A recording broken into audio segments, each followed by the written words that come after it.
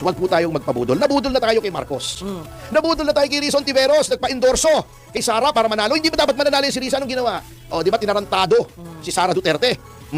Pagkatapos siyang panalunin ni Sara Duterte, inendorso siya. Kaya nakuha niya yung boto ng Mindanao. O, baka magbabudol na naman tayo. Yan mga nagsasabing DDS. Sir, batiin nyo na. Politics is addition. May maitutulong yan. May mga followers yan. I-analyze yung mabuti. Hindi nga nanalo yan, party list lang. Anong followers yan? Alam nyo kung bakit maraming followers si Rowena Guanzon ngayon?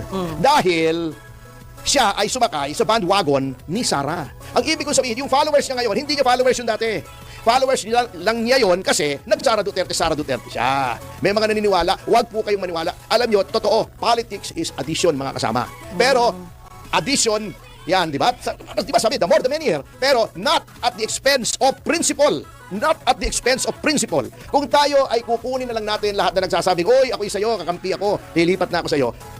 Wala na tayong pinagkaiba sa grupo ng mga Marcos na lahat na lang welcome. Kahit kalaban dati. O, unprincipled po yun, dadami kayo, pero ang mga kasama nyo, unreliable. Di ba? Dapat may prinsipyo. Kung tatanggapin nyo yan na dati, Lenny, dumikit sa mga Marcos, so akala nyo magko-congressman siya, nagalit kina Marcos, hindi siya nakaupo, nag-party list, tinitira pa rin si Sara Duterte, hindi rin nanalo, nag-Sara Duterte. Pag ganyan ng tao na ang kanyang prinsipyo ay parang damit lang na papalitan niya araw-araw, walang kwentang kakampiyan. Pagka nakuha na niya ng gusto niya, halimbawa, dahil kasasakay niya kay Sara Duterte, naging senador yan. Opo. Di ba? Baka yan din lumaglag sa kanya. Oo, yan din ang lalaglag sa'yo. Walang loyalty yan. Walang kwenta yung ganyan na kakampi. Yun ang nakakatakot. Oo. Yan ang difference between girlfriend mo, mahal ka, at bayarang babae. Mahal ka lang pag may pakinabang sa'yo. Makakasiguro ka na, bukas makalawa, wala ka ng pera. Iwanan ka na, sasama na sa ibang lalaki. Yan po. Aray ko, marami yan. Mga kasama. Oo. Talo tayo dyan, pag ganyan. Kaya nga oo. Tama ka, Atty. Okay, mag-isip-isip po tayo mga DDS. Huwag na tayong pabubudol muli. Lagi tayong nabubuduli. Kay Riza lang, di ba? Pero Tony, sa akin huwag kang magalit. Kasi pag tinatanong ako, Juby, kanino ka ba talaga? Sabi ko, doon ako sa mananalo.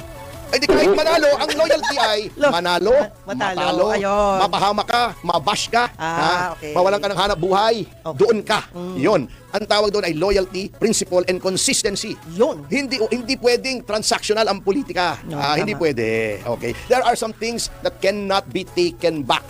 Pag nawala na, wala na. Parang may mga kasalanan na pwede mong patawaran, pero yung consistent na kung ano-anong sinasabi sa'yo, you cannot take that back.